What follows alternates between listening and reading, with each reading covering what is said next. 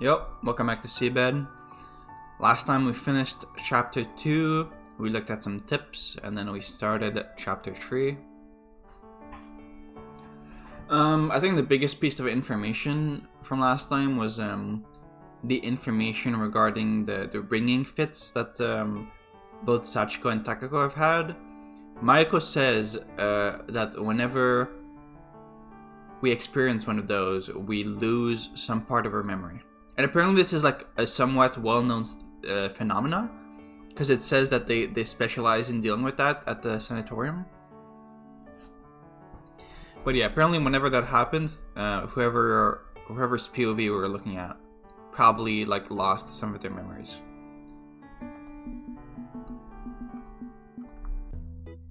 Okay, what was going on exactly? Okay, right. We just had a little picnic date on the rooftop. Okay. And then the silly music started playing and I stopped. Even after sunset, the great clouds drifted along the sky and all the way to the sea. The woodlands, stretching below the heavy clouds, lost their once vivid colors, making the scenery resembled an old monochrome photograph. Oh, hello, Sanae is your name?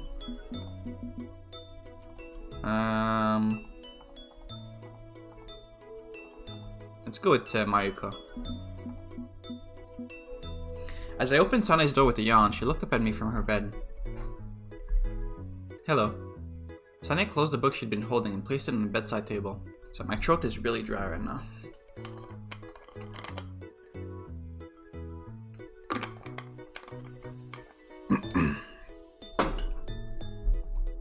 On the nearby table rested an unfinished lunch with the wrapping still on it. Are you not feeling well? Sanae lightly shook her head. I was too absorbed in my book to care about anything else. Are you alright? I've heard you had an attack. I'm okay. It wasn't that bad this time. Do you also have these ringing fits? I sat down in the cane chair that had been left next to the bed. I could see some moisture accumulating on the wrap around the tray. On the other hand, the wooden dessert bowl next to it was empty. You seem to have eaten the coffee jelly, though. Don't tell me it's what you came here for. I turned to her and waved my hand. No, I just wanted to borrow a paper knife. And I was also curious about how you were doing. Just rip open the package with your hands. Give me a second. Sanae turned her body without breaking her sitting position and reached out to open a drawer of her side table. Same as always. Sanae handed me the paper knife she fished out from the drawer. I walked over to her and took the knife. That's good to hear. Is it? Yeah. I suppose you're right. Sanae also handed me a shawl that was laying on the bed. Thanks. I hung the shawl on the back of the cane chair. What is a shawl? Okay, it's like a piece of clothing. Okay. And picked up the paper knife along with the other thing I brought. What is this parcel looking thing? Got it from Mayuko this morning. Apparently it was sent to me. I have no idea what's inside until I open it up and see for myself. I undid the straps and checked the edges of the parcel. Finding the one that felt the softest, I pierced it with my newly gained knife. You're opening it here in her room? I pushed the knife all the way to the other side, changing its angle. The craft paper had already fallen apart by the time I finished. There was a white cardboard box inside. As I opened its lid and turned the thing upside down, a notebook fell out. Looks like a notebook, said Sanae. I realized it was a notebook because it looked just like the one I was using for my diary here. Looked just like the one... Okay. I inspected both its top and bottom. Its color had already begun to fade, which made it look older than any of my own notebooks. What's written in it? There was a date at the top of the first page with a bunch of text below it. Please tell me the date. It had the same design as our diaries. Looks like a diary to me. Wonder whom it belonged to. I checked both the first and the last pages, but couldn't find a name. After I gave up and returned to the first page to read it, Sanae interrupted me. We don't know whose diary it is. There might have been some mistakes, so maybe you'd better ask Mayuko about it first. Shut up! I guess you have a point. Oh my god, I hate you. I placed the notebook on the table. My arms felt a bit cold, so I covered them with Sanae's shawl. It felt like the temperature of Sanae's room had dropped compared to when I came in. I glanced at the window. It was covered in dew. I collected it on my fingers to form a droplet, which then fell down as soon as I moved my finger away. What are you doing? When I turned around, I saw Sanae laughing at me. Nothing really. I noticed some dew in the window, so I thought it might have grown pretty cold outside.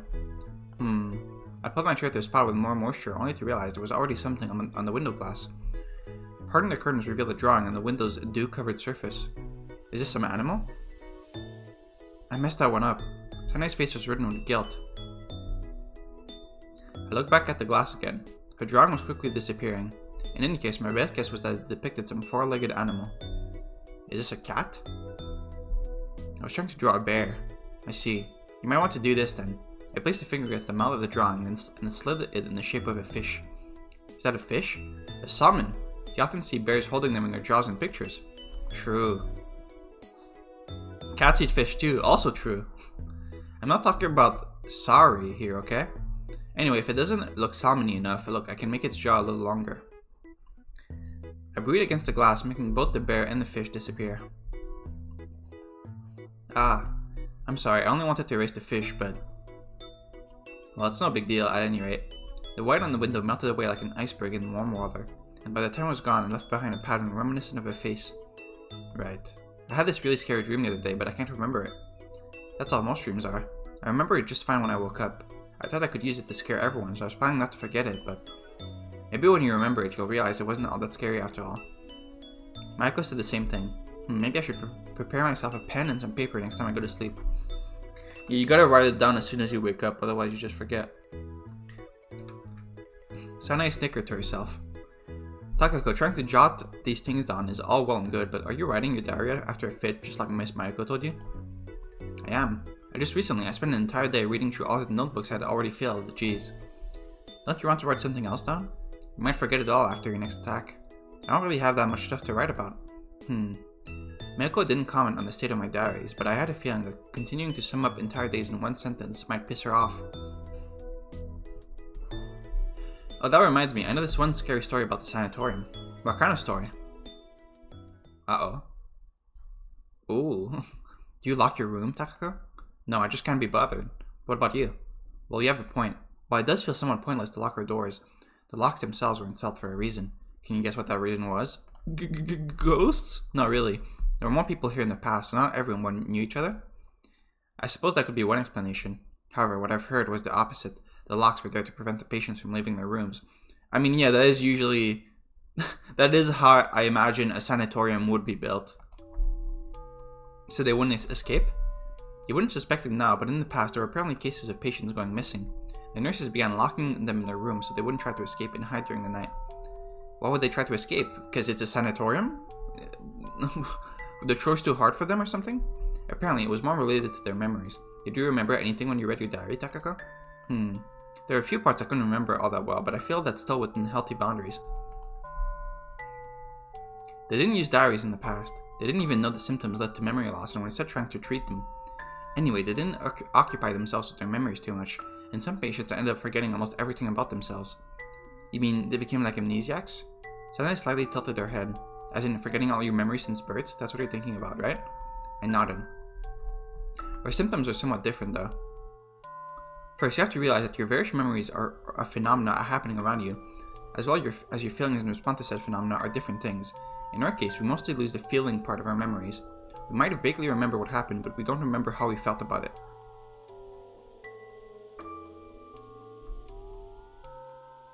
So you still remember everything that's happened in your life, you just forget how you felt about the things that happened? Question mark? Anyway, that's the kind of memory loss we're dealing with. I more or less understood the difference from her explanation. I gave her another few nods. But what of it? If you can remember the facts of your past, you won't forget how to read or write, or any other skill you need to survive in the world. Anyway, the ultimate endpoint of our condition is that we lose our individuality, or personalities if you will. We lose interest in what we used to like and forget what we hated. That's the extent of what I was told about it. To give an example, imagine reading a book and understanding what's going on but not feeling anything about it, or having a meal and understanding its taste but being unable to decide whether or not it's delicious. That would suck. I think the symptoms had a name but I've already forgotten. I think it was memory loss or something. I briefly pondered what she had just told me and realized that her story about locks hadn't been finished yet. I got the part about her condition, but what does that have to do with locks? Ah, that's right. Anyway, one of the early patients who displayed this memory loss something went missing apparently. They couldn't find them no matter where they looked. Everyone, from the nurses to the town militia, searched all over the mountain but found nothing. At the time, they even thought that the person may have been spirited away, or maybe they traveled through time. On top of it, Sanae went on in an emphasized tone. Oh. Hello. That's oh, wait, okay. That was Takuko, Kozue. This is Mayuko. Who's this? Is that Sachiko? Or is that Fujisaki? Or... I can't tell who that is in the back. If it ended there, it probably wouldn't have become as big of a thing, but sometime later, another patient disappeared the exact same way. Did that patient have the same symptoms too? Yes. Anyway, we have finally reached the part about the locks. After the second case, the sanatorium added locks to the rooms of every patient to prevent any similar cases from cropping up. At the time, you couldn't unlock the rooms from the inside, and the sanatorium staff had complete control over who would leave their rooms and when. Yeah, that's normal, I think. And then, did that help? Sanae shook her head. From what I've heard, people continue to go missing even after that. Patients that were confirmed to be in their rooms before bedtime disappeared by morning. Didn't they just climb out through the window or something? The windows were locked too, and there were no signs of the locks being broken either. They all vanished like a wisp of smoke. Well, it's not like people could actually do that though. Everyone felt the same way, of course, but no matter how much they searched, they couldn't find a single trace of the missing patients. The only thing they understood was that the patients who had forgotten all about themselves and lost their personalities would eventually disappear.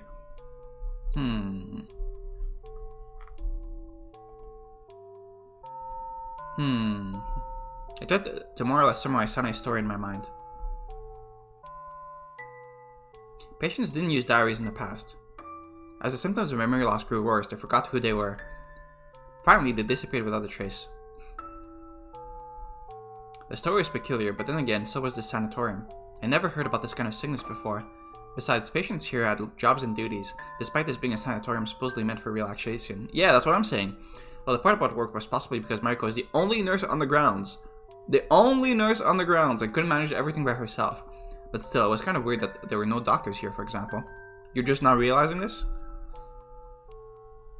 I didn't think too much about it before, but it was peculiar for sure. Yeah, of course. I remember that odd feeling I had when I was cleaning the storage room. Maybe this place still hid some unknown secrets.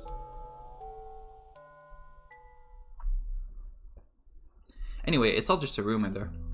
It's pretty interesting. Still, the part about people just disappearing didn't make much sense. Well, that's just how most rumors are. But then again, most rumors always have a bit of truth mixed into them, no? If you're curious, you can always try it for yourself. I mean, you were complaining that writing your diary was a pain in the neck. You mean try to disappear and forget who we are? I'm good, I'm not gonna try that. Is that what it all comes down to? Sanae snickered to herself. Okay, that's very interesting.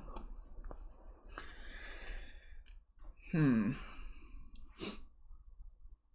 said my goodbyes to Sanae and left the room. Sanae, still waving at me, disappeared behind the door. Wearing only my short sleeves, I felt the corridor to be somewhat chilly. The nighttime cold of the mountains seeped in through the transparent windows. I shoved my hands into my pockets and continued down the corridor. A strong gust of wind rattled the windows, startling me. Glancing at the window, I saw only the reflection of myself and the door behind me. I thought back to Sanae's story and wondered if I should check the doors of all the rooms on my way back, just for the heck of it. Sure. All the doors had the same design and their knobs were identical. There was a small gap between the door and the floor. The faint light in the corridor was not enough to fully illuminate it. It felt almost as if the darkness was slithering out of the room through it.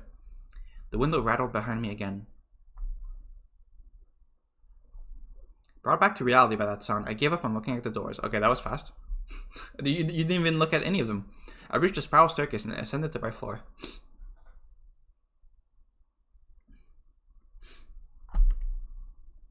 Temperatures began to rapidly fall, starting with that night. Around midnight, the wind rattled my windows so bad I half expected it to break open. It made me jump out of the bed, reminding me of what Mayuko and Sanae said about the wind around this time of the year. I wonder what would become of the leaves on the tree I saw through Sanae's window. There was no way they could withstand wind this strong. I got back to my bed and turned to my side in the fetal position, making sure not to accidentally open any gaps on my back. I closed my eyes. What? Making sure not to accidentally open any gaps on... I don't get it. You mean like your clothes? Are they like buttoned in the back? I don't get it. Or you mean like you're stretching your clothes and you don't want to like rip a hole in them? I guess that's it. The temperature suddenly dropped the next morning, just like Mayuko had said I had warned.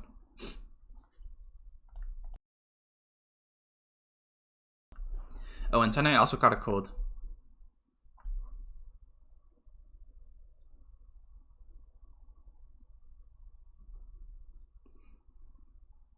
Holding the folded towel by its two ends, I gave it a hard wring. The water it had absorbed dripped into the basin below. I placed a cool wet towel on the forehead of the feverish Sanae. Guess we're at the turning point of seasons. It was really cold yesterday too. Sanae blinked a few times instead of a reply. You still feeling out of it? Guess it's gonna be rice gruel or something along those lines for lunch then. I'll have Mayuko bring it to you. Aren't you bored? Yeah, it's a shame we can't talk much, but it still beats being cooped up in my room. I made a long yawn. When I opened my eyes, I saw Sanae staring right at me. I couldn't sleep that well yesterday. You should sleep. I'm going to be fine, said Sanae in a small voice. I'm good. Sanae regarded me for a few moments and finally closed her eyes. Do you want me to read you something? Brother, I'd like to hear the continuation of your story. Which one? The story about your trip, the one you didn't finish last time. Ah. Alcatraz?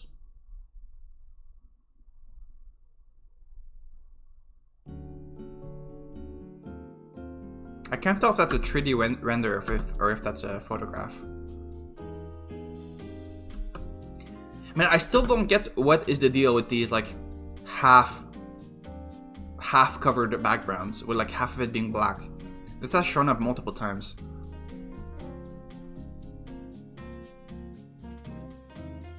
I'm starting to wonder if it's like in point. After filling our stomachs in the port, we rented ourselves a car. During our test ride along the seashore, we spotted a flock of seagulls flying above the sea. The wind's pretty strong here. I like towns with strong winds, it lifts my spirits. Once the traffic light dangling above the road changed to green, we made our turn and returned to town. Okay, yeah, so this is, where's Alcatraz again? San Francisco, okay. The well-kept steering wheel felt right at home in my grip, while the neatly polished front window gave me a clear and beautiful view of the scenery. As we rode up a hill, all we could see was the right horizontal line of the asphalt and the clear blue sky stretching above it. I spotted a few woolly clouds drifting across it. Eventually, we reached the top. Our red rental car returned to our horizontal position, but it lasted only a few moments and we were soon on our way downhill. This time I could see the azure sea and a port in the distance, surrounded by colorful houses and some woodlands. Wow. The uneven terrain made the city even more scenic, letting you observe it from a variety of angles. As I looked down the slope, I spotted some pink and white flowers growing by the side. The stone-paved road extending before our car cut through what seemed like a garden of sorts. The thick greenery higher up prevented me from seeing the end of the road. Okay. Releasing the brakes and promptly shifting to acceleration, I began to make my way down. Through the window on the passenger side, Sachiko gazed out at the colorful flowers as they danced, her own hair widely fluttering in the wind. Oh, is this the Golden Gate Bridge?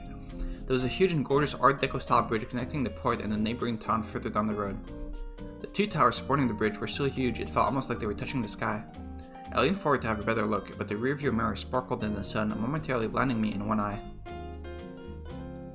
The setting sun painted the western sky orange while making the ocean waves appear like brilliant, sparkling gold. The waves reached all the way to the bridge, lending a golden hue to its lower parts as well. The tower appeared to almost be melting in the sky as that golden glow embraced their edge, and the sun began sinking deeper below the horizon, painting the entire scenery orange. I'm real glad it didn't rain today. Yeah. Our drive across the suspension bridge started with observing how the madder red structure was slowly taking on darker hues. Whatever. I began singing a song, humming the parts where I'd forgotten the words. It made Sachiko smile and comment on how old it was. Phew, after spinning the wheel so much, it's nice to finally have a relaxing, straight road to drive on. I straightened my arms in my back. Do you want me to drive on the way back? No need, I'm good. Click. I changed gears and stepped on the gas a bit harder. Driving manual? A classical rock song began blaring from the radio when I pressed a button on it. The kind you'd hear all the time these days. Okay. I lowered the sound a little. I wonder if that's mist. Satsuko, who was looking at the gulf from the window, pointed at the cars ahead of us. Their lights were about to disappear into some haze. It looked like the wind swept some mist our way from the gulf. It swiftly covered the water below the bridge and was now rising up to where we were. It had already covered most of the road. Are we going to be okay? I can see the cable, so it shouldn't be a problem. The white, dense mist hid the road in front of us like a cloud. All we had was the orange-red cable to guide our way. Durr. We drove across the vanilla-colored clouds with our eyes fixed on the cable extending from one of the towers. If I woke up in a place like this, I think I was dreaming for sure. Maybe you are dreaming. Yeah. Our car drove over the clouds. The sun dipped behind a golden-tinted cloud in the westward sky. You think we're going to be okay? What do you mean? At this rate, the road might very well lead us straight to Wonderland, or Heaven. Sachiko gave the scenery in front of us a look before glancing back at me with a gentle smile. I wouldn't mind that. As the wind picked up, our car was followed by the surrounding mist. I pulled the switch next to the wheel and made her headlight blink. The mist reflected their golden glow. For a while, I observed the spreading clouds and the high tower peeking out from behind them, until I heard the abrupt sound of a horn. Oh. Honk. Honk. Even after I floored the gas pedal, the sound continued to echo across the mist. Sachiko looked out the window and listened in. I think it's the horn of a ship. It's coming from below. I wonder if it's signaling its place so it doesn't collide with anyone else. I decelerated it to her previous speed and made her tail lamps blink as well. Sachiko lowered the volume of the radio, and now I could definitely tell the sound was coming from below. Honk. Honk. There are all sorts of sounds in the world, huh? I returned my gaze to the towers peeking out from behind the veil of mist. After a few more honks, the mist cleared up and we continued onwards. Okay. What was the point of that? I could see the same blue scene in front of us. Before we realized it, the sun had already set.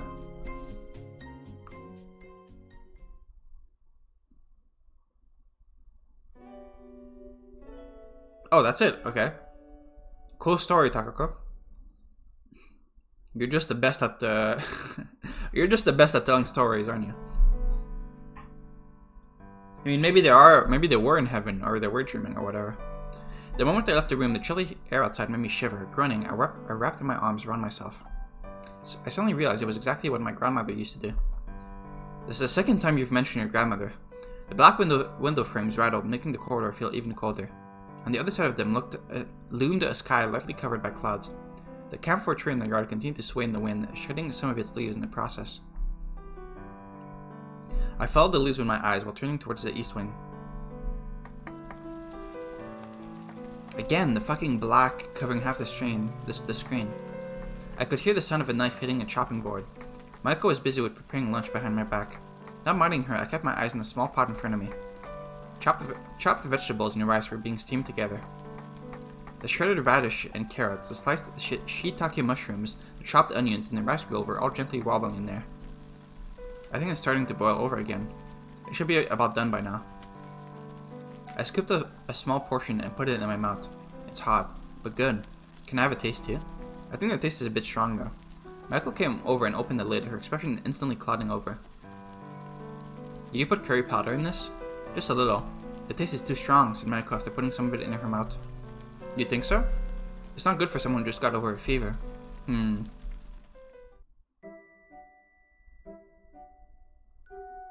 Is this the same dining room that Sachiko ate at with Nanae? I mean, the background is definitely different, but it kind of looks the same. Like the same room, but like drawn by a different person or something. Is that supposed to be dust, like on the table and on the floor? The room we were using for a cafeteria had a long blackwood table with several chairs around it. How they managed to bring that table into the room was a mystery to me, though. They probably built it in the room. Sitting in one of the chairs was a certain someone with fluffy hair. Oh no, you can definitely fit a table like this into a doorway. You just like gotta curve it around with the legs first, and then yeah. I circled around the table, sat down my tray, and sat in front of her. Long time no see. How you doing? Long time no see. That's a dumb question. Why? I'm here because I'm not doing well. Well, that's true in most cases, but there are exceptions to everything, right? Kazue furrowed her brows as I removed the lid from the pot. Want to have a taste? I asked, but Kazue shook her head. I haven't seen you in a while. Where have you been? Nowhere special. I wonder if we just missed each other then. Perhaps I was avoiding you. I felt something pierce my heart just now. Doesn't seem like it was much of a fatal injury for you, though. That's because I'm headstrong. Kozue placed a cup with water on the table. Are you in a bad mood? Maybe I can help if there's something on your mind. Are you a patient here? I'm okay. On the tray before her rested a bowl of rice, a plate with sweet and sour pork, some broiled fish, and a single strawberry. There was also a bowl of carrot and some bean gama eye salad next to the tray. Kazuya picked up an okra with her chopsticks and put it in her mouth. Was that okra tasty? It was okay. I don't like sticky stuff, which is why I'm not a fan of mountain potatoes here. I think I saw you eating natto earlier. I love natto. You're like a little child. Damn, you gotta own. Hey, natto's good for you. Is there nothing you don't like, Kozue? No. I see. I scooped up a spoonful of rice gruel. It had already cooled off to the perfect temperature. The taste of curry was a bit strong though. Kozue ate her food with almost machine-like precision. The wind rattled the window. I looked behind me and gazed outside through the large window. The cloudy sky made the interior of the room darker than usual. The lights inside suddenly blinked. I looked up at the ceiling. They're acting funny again, and we changed them just the other day. I mean, it's probably because there's the wind outside, right? I wonder if it's the age of this building is a problem. Maybe there's something off with the wiring. The ones at the lobby stairway were acting up too. Mayuko said she might have to change them again. I mean, is it now just like the power lines outside, just flickered? Ah, that's right. I took out a piece of cardboard from my pocket and handed it to Kozue. What is this? An invitation from Mayuko. That's your handwriting, though. The card had a fantastic illustration of stars and clouds drawn on it. The date and time were written below that. You're still not telling me the date. She asked me to write it. Is that for Christmas? Yes, it's been a while, so we're all getting together and having a dinner together. Make sure not to be late. What if I don't go? The food will go to waste. Okay, you're talking to her as if she's a patient. And what's this about a dress code? It's a party. If you don't have a dress, I can lend you mine. Kozue finished her final piece of fish with that little rice she still had left. Then gulped down her remaining miso soup. Well, I'm full. You're going already? I addressed her as she picked up her tray. She cocked her head to the side, seemingly nodding. It's been cold lately, so be careful. I addressed her back while scooping out another spoonful of curry gruel.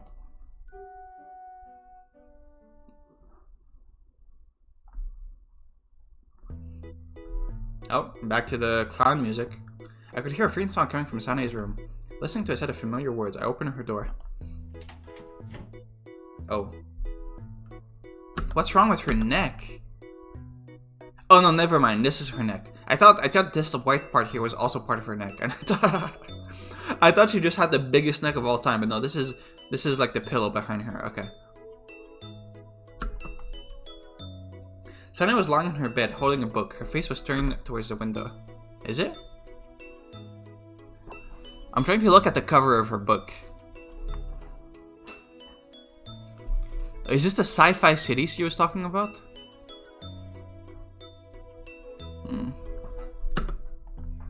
The window was slightly open, its curtains languidly fluttering in the faint wind. The music of my childhood reverberated across the walls. You mean the wind? Sana didn't react to my entry. As I drew closer, I realized that her eyes were closed and her breathing was even. I closed the window, careful not to make a sound.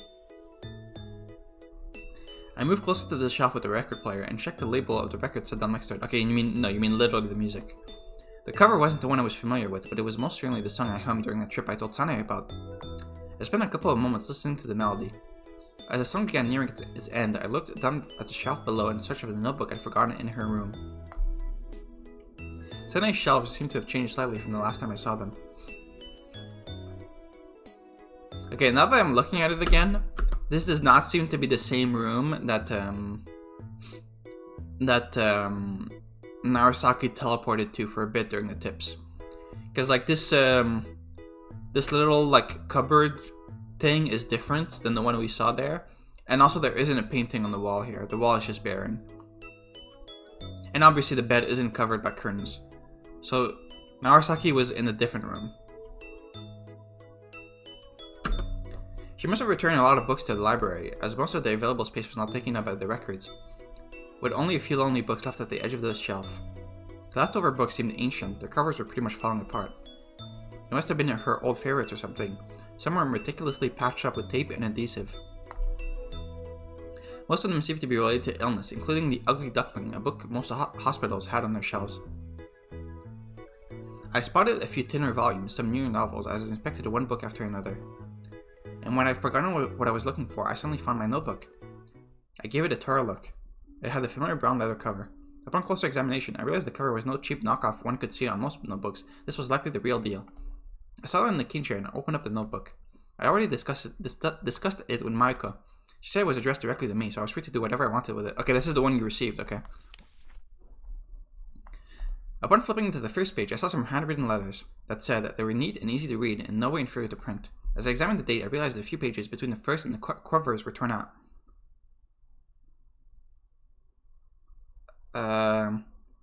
Okay, is this implying that this is Sachiko's notebook from the tips? Because Narasaki cut out some of the pages, right? I mean, obviously, like, timeline-wise, that doesn't make sense, but ignoring that. They were removed with such precision, I didn't even notice at first. I quickly flipped to the end of the notebook to check if no other pages were missing. I found myself intrigued by the missing contents, but the entries were all dated, so I figured I could just start reading from wherever I wanted.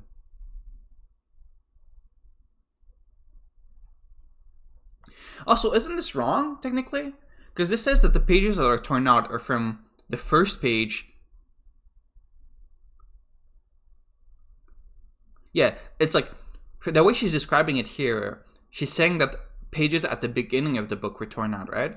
But Narasaki tore out pages at the end of the book, right? It was the opposite.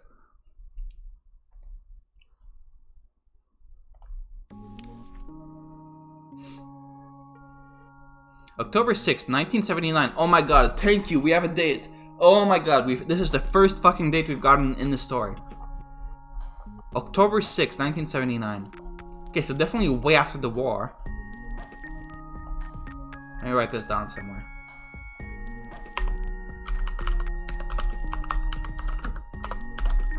Okay, so I guess this doesn't take place like 5,000 years in the future, like I said last time. October 6th, 1979. Contrary to the forecast, the weather was beautiful today.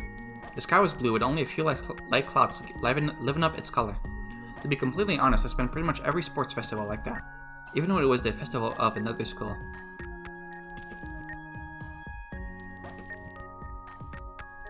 Takako.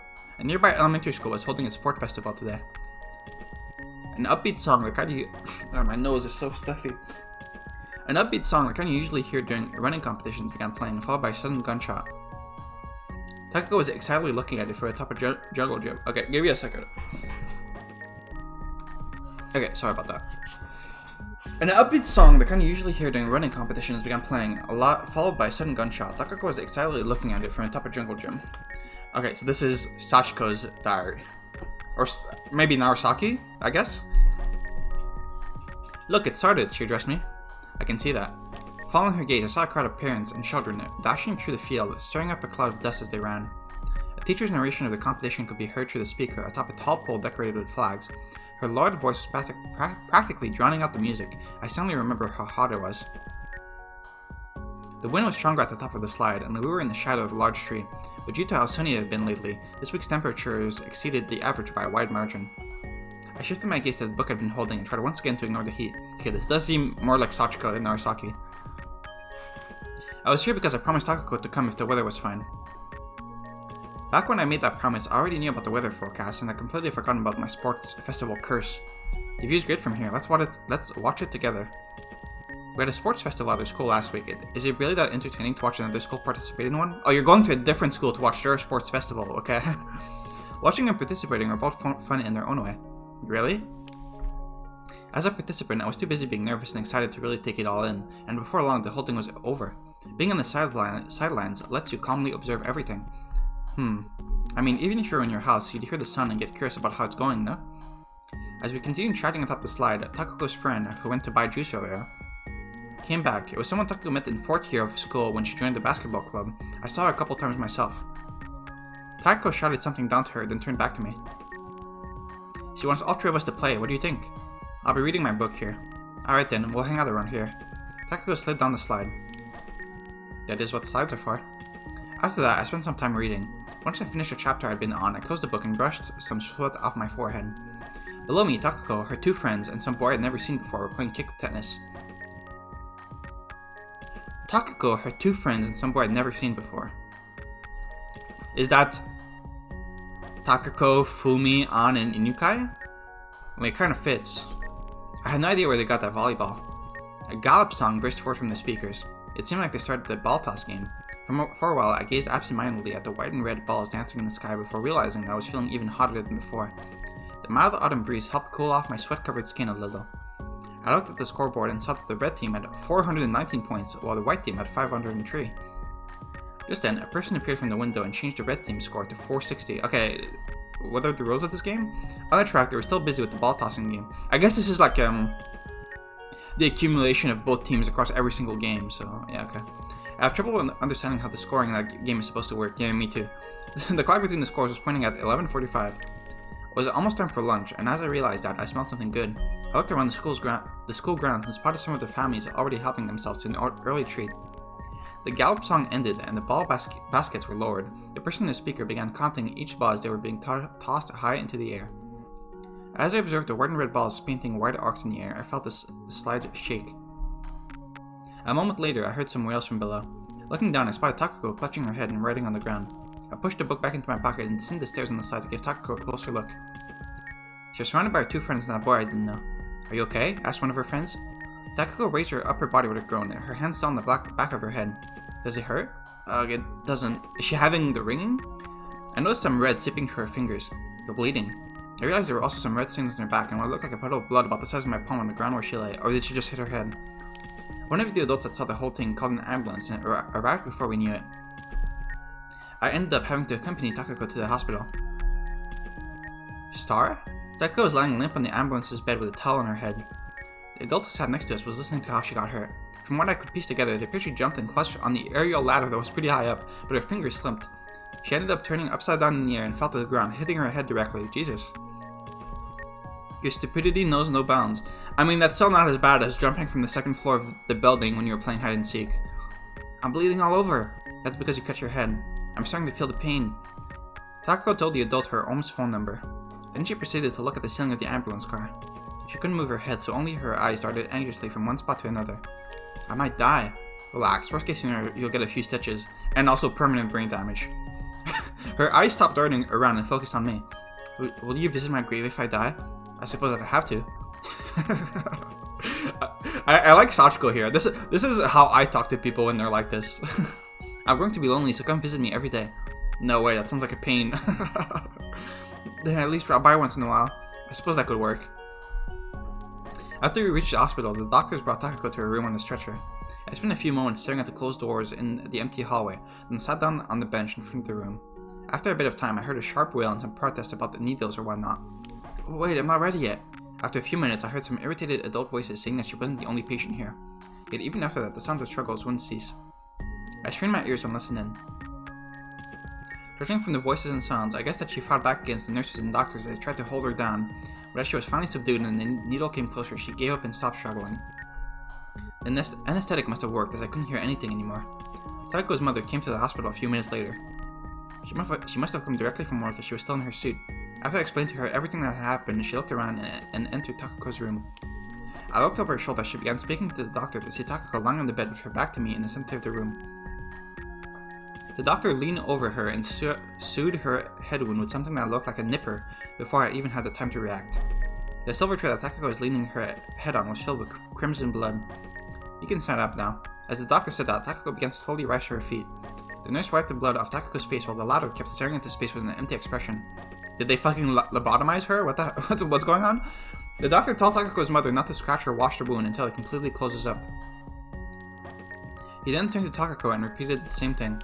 After Takako's mother thanked the doctor, I helped Takako climb into her mother's car while she stayed behind it for a bit more. Luckily due to the anesthetic, Takako leaned against the rear seat's door and stopped moving altogether, almost like a squashed cockroach. Your head looks weird, I told her. The gauze bandage covering her wound were supported by a white and net-looking thing that curled around her entire head. It opened up at the top, making her hair stick out like a flower bulb. Takako simply let out a heavy sigh in response. Are you nervous? I gave her a hard look. After a few minutes of silence, she opened her mouth. Everyone's gonna make fun of me in school tomorrow. I think the fact that an ambulance car showed up at the sports festival is a much bigger event as far as everyone is concerned. As far as everyone is considered. I feel like concern makes more sense there, but... Star. Taco came to school the next day with a net still on her head, and everyone started calling her the flower bulb. Good one. However, when she could finally take it off the next week, she began bragging and showing her stitches to everyone as though it was some honorable wound. Okay. I felt my head ache as I finished reading the entry. The pain itself was hardly anything noteworthy, but the way it prickled behind my eyes was annoying. It reminded me of having a fishbone stuck in your throat. I began massaging my eyes with my fingers when I suddenly realized Hannah was up and looking at me. Did I surprise you? She asked. No. My muscles tensed up at the idea of being observed without my knowledge, but luckily only my left hand, the one that held the notebook, twitched. I raised the notebook higher and showed it to Sanae. I was reading the diary. I had a notebook from yesterday. Did you read it without permission? She glared at me with accusing eyes. Who gives a fuck? I waved my hand in denial, which kind of reminded me of those comedians on TV. Discarding that thought, I proceeded to explain myself. Looks like this thing really was addressed to me. How can you tell? This diary belonged to my friend. It's pretty ancient, but there's stuff about me written in it. It doesn't belong to some random stranger. I'm sure she sent it to me so I would read it. I opened up the book on the first page and showed it to Sanae. She looked at it through her glasses, but seemed unable to make out the letters from that distance. What is it about? She gave up and leaned back against her pillow. A story about how an ambulance car came to a sports festival. Is that the only entry in the diary? What on earth happened? I cracked my head at the playground and ended up needing stitches. I carried the cane chair closer to her bed. The playground? So you didn't get hurt during the actual event?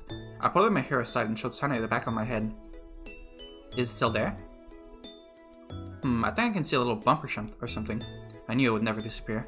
I let go of my hair and sat back down into the chair. Did you remember that event? I'm not sure. I vaguely recall attending it when I retrieved the diary, but... I see. I realized that the pain was gone. I pressed my fingers against my eyes again. Okay, so is this one of the memories that you forgot about because of your condition? Sunny looked at me, so I hurriedly let go of them and opened the notebook.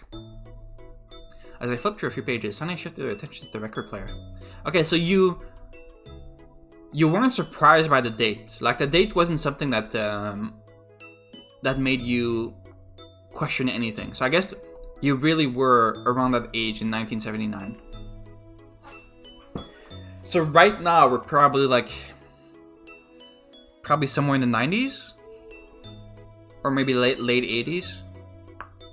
That's around where I was guessing when I from the other clues we've gotten, like with the computers and everything. I did the same. Did you actually look for the record of the song? I asked her. But no, the song had long since come to an end and the record player was dead silent. The diary must have captured my attention so much that I didn't even notice. I got curious about which song it was when you mentioned it during your story. Did I get it right? Yeah, hearing it again is really nostalgic. How did you... Did it just happen to have this record in the library or something? Can I raise the volume a little? Of course. I got out of my chair and turned up the volume knob. I ended up chatting with Sunny until dinner. The windows didn't rattle too much that day. Oh. The view outside looked still and serene with no wind. It reminded me of a picture you'd seen on a postcard. Stop right-clicking. Only a single dried-up leaf kept fluttering on the tip of a branch. It was as though it was trying to fight against the onset of winter, despite looking like it would fall apart at any second. Okay, well, we got some answers there. Still not much, but... Okay, this is spooky. After finishing the conversation, I left Sunny's room with notebook in hand. I had no other plans for the day, so I decided to return to my room. I sat down in the chair and was about to continue reading the diary. Okay, so that wasn't the only entry. When I remembered that odd pain behind my eyes, remnants of it still seemed to linger in my mind. Rushing things would have been pointless, so I chose to close the notebook for now. I shut my eyes and leaned against the chair with all my weight. The pain vanished. It happened either when I closed my eyes or shortly afterwards. Now that the pain was gone, I felt cold. An unpleasant chill ran down my spine. I opened my eyes to check if the window was closed. I couldn't see it from my current position, so I stood up and walked closer. After pulling on it a few times, I fastened the latch. Okay.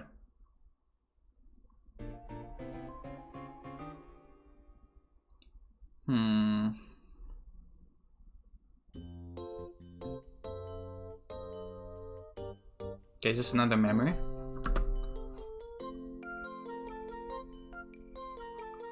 I can't tell if this driving wheel is on the right or the left from this background. I think it's on the right. Not sure. As I reclined in my seat, I saw the window of my second floor room through the front glass. To the right of my room was Sanae's, but her window... Okay, no, this isn't a memory, you're just in the car. But their window was located on the other wall, so I couldn't see it from here. Okay, so your room is right next to Sanae's. Okay. I set up and opened the glove compartment. Inside, I found a pair of sunglasses, some pocket tissues, and a soft-cover book. I had nothing else to do, so I took out the sunglasses and tried putting them on. They had thick black frames. I turned the rearview mirror towards myself. A small bag dangling from it touched my hand. I looked at it. It was made of some kind of tin material like Japanese paper. There seemed to be something inside. As I placed it on my palm and held it up to the light, I saw something purple. That must have been the origin of the lavender smell in the car. Upon drawing it close to my nose, I realized I was right. What are you doing? The door on the side of the driver's seat suddenly opened, startling me. Mayuko climbed into the car. How does it look? I looked at her from an angle and pointed at the sunglasses. I feel like some tinner frames would suit you better. Can we really just go outside like this? I have permission. Oh, that's good to hear. From who? You're the only person here.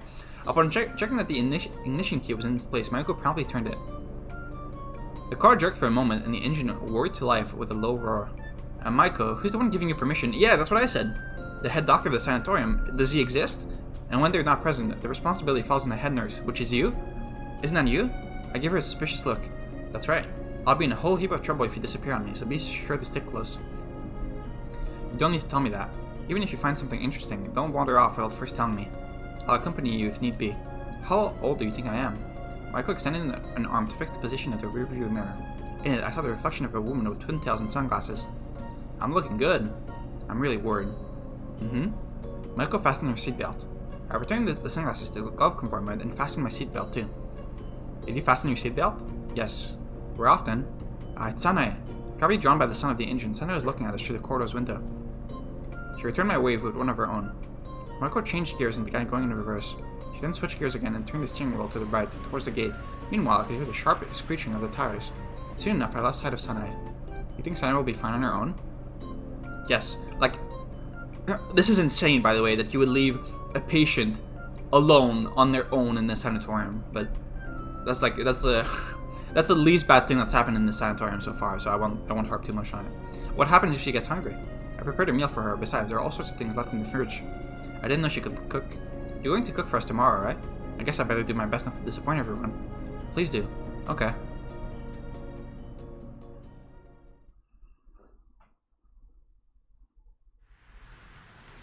You're going to the grocery store? Or? The general store had a narrow parking area for about 4 cars, but it was already taken by a white truck bearing the store's name, a light green two-door Datsun that looked more like a toy than a real car, and an elaborately decorated Toyota Crown. After changing gears multiple times, Mayuko finally managed to fit her car into the last open space left. I'm sorry, there's 4 parking spots for this entire store? This is a different place than usual. The white concrete walls of the store loomed above the rest of the buildings. A series of large orange letters at the front spelled out its name. Most of the other buildings in the area were built in the traditional Japanese style, but this one looked more like the kind of highway motel you'd see in the US. Mayuko closed the door and stretched her shoulders. We'll buy the seasonings here and go to the shopping district for the rest. I got out of the car and stretched my limbs. Looking behind me, I saw the 3 cars and Mayuko's red minivan lined up next to each other like this was some used car exhibit. A clerk sweeping the road in front of the entrance greeted us. So, the red minivan is the same car that we saw in the CG, right? I don't know if it was a minivan, but it was definitely red. So that does seem to imply that Mayuko and Nanae do drive the same car somehow. I responded with a nod, but Mayuko didn't notice. Pushing open the glass door with the faded red handles, she hurried into the store. This looks nice. I pushed my shopping cart forward while listening to the folk rock music playing inside. Did you say wrinkled potatoes are better? I grabbed a few potatoes that looked better than the rest and showed them to Mayuko. The ones with less wrinkles are better. Let's take this, and this. She swiftly picked up the potatoes and put them into the shopping cart. I put the carrot I picked up with the potatoes into the shopping cart. We still have carrots fresh from our fields. Oh, she placed my carrot back on the shelf. Well, if we don't need carrots, the next step would be onions, I guess. They're over there. Roll. Here you go. I put a few onions into the shopping cart while Mayuko grabbed the head of broccoli. You want broccoli too? Is there a problem? Well, I doubt it'd ruin the taste.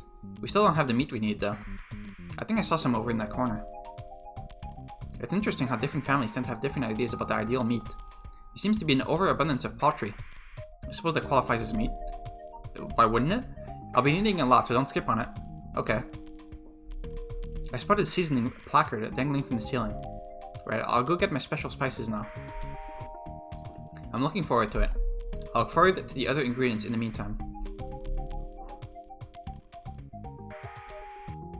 Did you find everything? Yep, as you can see. I dropped all the bottles I carried into the shopping cart.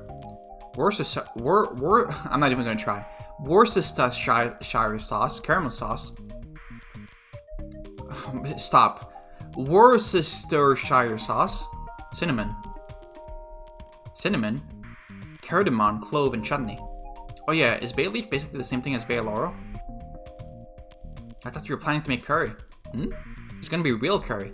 I saw some milk, consomme, and wheat flour in Mayuko's shopping cart.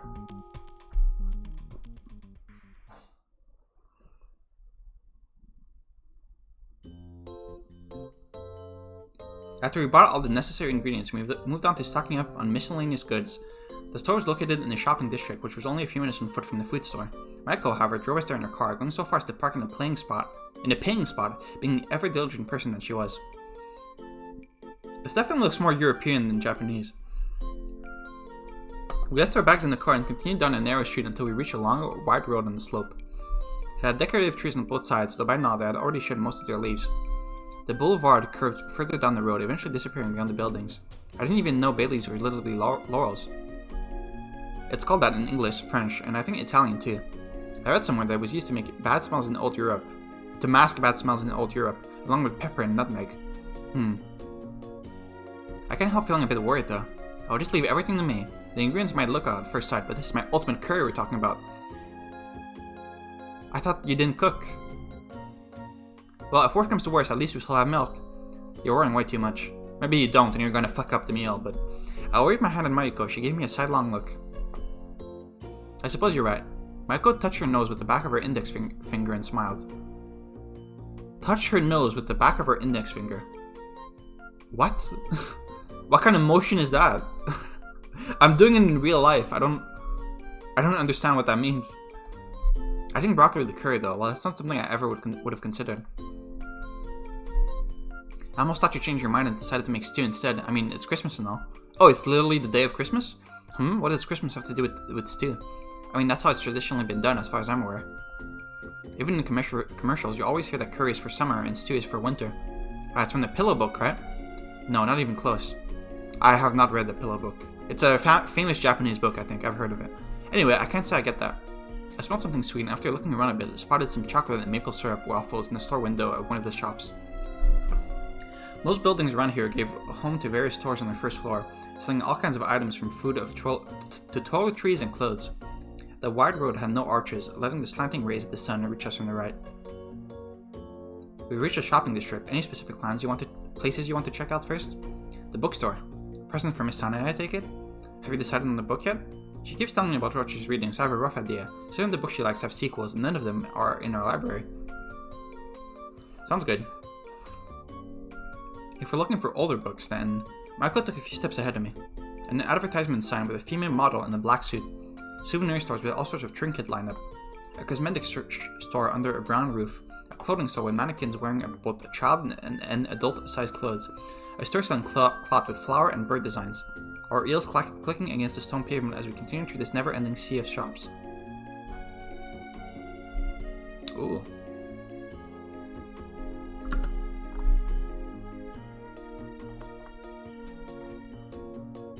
I'm trying to identify what this is. Are these just like little candy bags or something?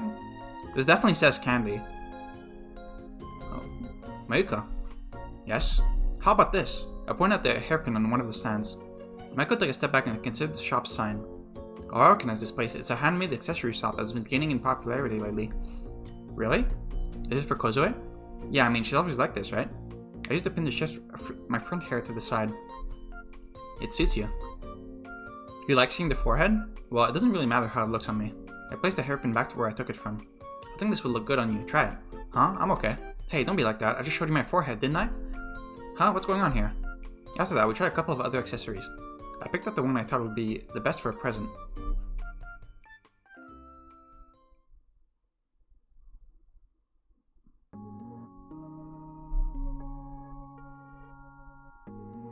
Let's stop here.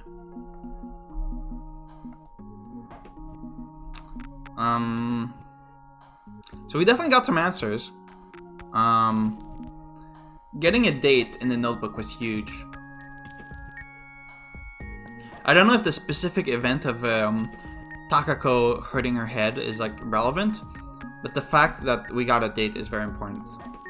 And also something else that was interesting in this chapter was the fact that Takako, like herself, mentioned that the whole setup of the sanatorium was strange. Like the fact that Mayuko is the only person here, she's the only nurse, there's no one else, and the fact that there's only like 2 or 3 patients,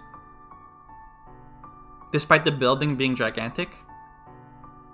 I'm happy that she mentioned that. Like I was correct on noticing that. But other than that, yeah, I hope we get more answers in the rest of this chapter.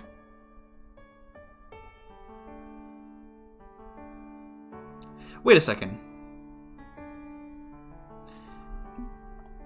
Okay, I said that this was the first date we've gotten, the October 6th, 1979. And that is technically the first like real specific date we've gotten. But there was a comment in chapter 2, I believe, that mentioned that we weren't in the Showa period, right? Because I forgot who, but someone made a comment like, oh, you know, back in the Showa period, people would retire around this age. Which means that we're not in the Showa period. And the Showa period ended in 1989. So during chapter 2, at least, we were past 1989. And the way they said it, we were probably quite removed from 1989. Because they said back in the Showa period, people would retire around this age. If we were like in the 1990 or something, like the year 1990, that would be a weird comment to make, I feel. Because the Showa period was like a year ago. It's not like the retirement age would have changed that much over 1 year. So I don't know if that fits with the 1979 that we got in this notebook. Maybe it does. Not sure.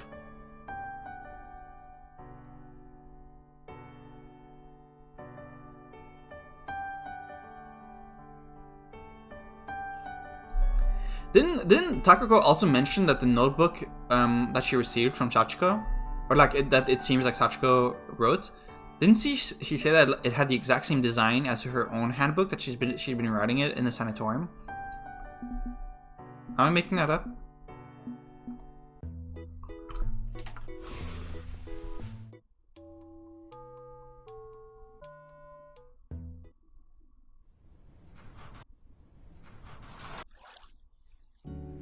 Yeah, San Francisco, Cloud.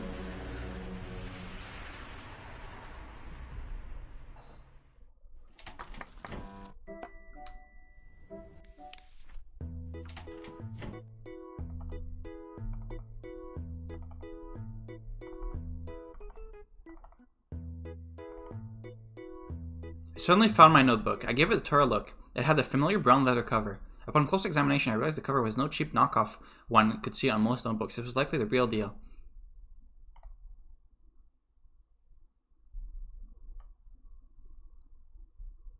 Okay, I guess she's not saying that it's the same notebook that she has. She's just saying that it's like a good notebook, like it's not a cheap one, I guess, is what she's saying? Okay. Okay, never mind then. Never mind. Okay. The thing with the pages being ripped off is weird to me though. Because I'm pretty sure Narasaki tore off different pages. Like I said, Narasaki tore off the pages at the end of the book. But here it said that the pages that were ripped off were at the beginning of the book. So I don't know what that's about. Definitely interesting. But anyway, yeah, I'm stopping here for now. Alright, see you next time.